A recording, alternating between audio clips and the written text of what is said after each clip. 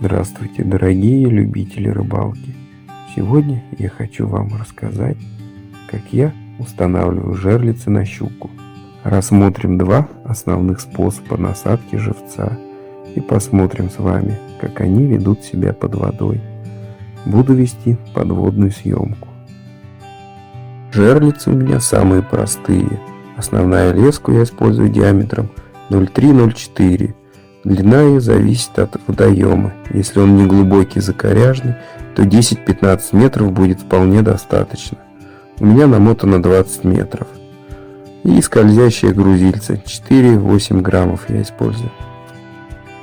Поводок я использую флюрокарбоновый диаметром 0,5. Длина где-то 20-30 сантиметров. Некрупные крючки, двойник или тройник. Это в зависимости от способа насадки живца. Сейчас я вам все покажу. Приступим к практической части. Сначала настраиваем глубину. Опускаем грузило на дно. Вот у нас грузило находится ровно на дне. Делаем 3 оборота катушки, где 1,5 оборота катушки пойдет на длину поводка, а остальное приподнимет живца на нужную высоту. Это 20-30 сантиметров от дна.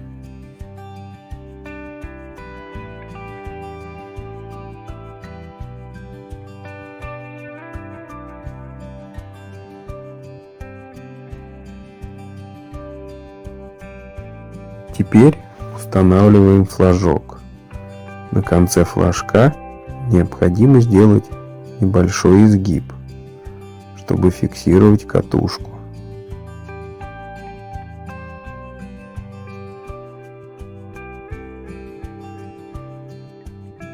Все, глубину мы настроили. Теперь приступим к насадке живца. В основном я использую карасика.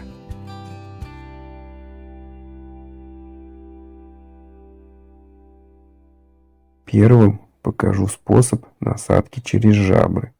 Сначала продеваем поводок.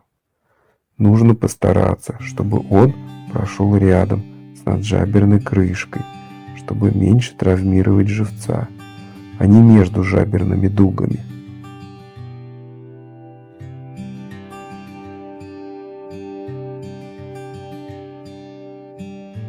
В петельку поводка продеваем крючок-двойничок.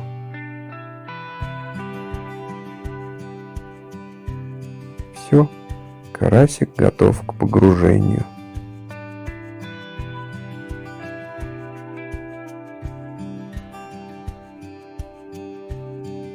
Переключаемся на подводную камеру и видим, что живец сразу начал активно двигаться, что нам и нужно для привлечения хищницы.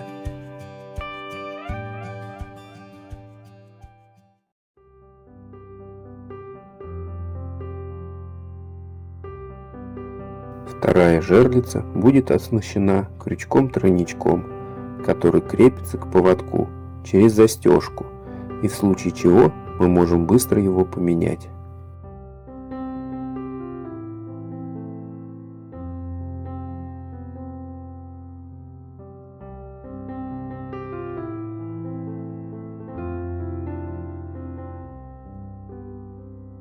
Регулируем глубину. Опускаем грузило на дно и делаем 3 оборота катушки. Крючок, как мы видим на подводной съемке, поднимается на нужную высоту.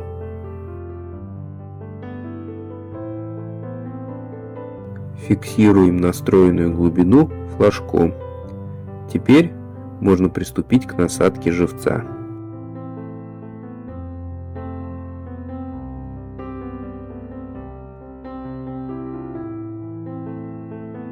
При этом способе насадки будем использовать крючок-тройничок. Убираем чешуйку под верхним плавником и протыкаем. Самое главное не повредить хребет. Отправляем живца в лунку.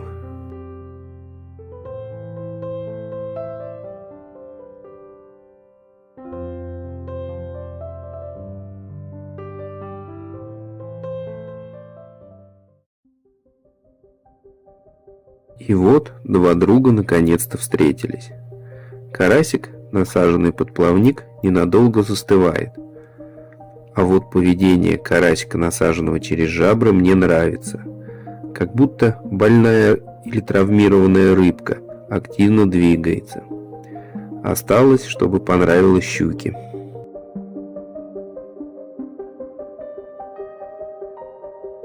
Из своего опыта могу только добавить, что с насадкой через жабры холостых сработок жерлиц меньше, и щука чаще засекается. А какой способ насадки нравится вам больше? Оставляйте свои комментарии под видео.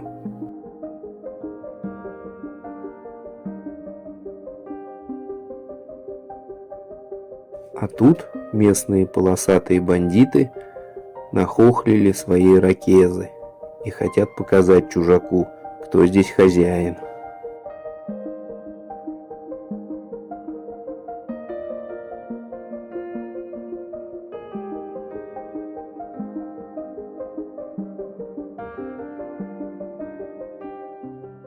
Обязательно, если мороз, засыпаем жерлицу сухим снегом, чтобы не замерзла лунка. Вот и вся установка жерлиц. Надеюсь, это видео было вам полезным. Подписывайтесь на канал, впереди много интересного. Всем пока-пока.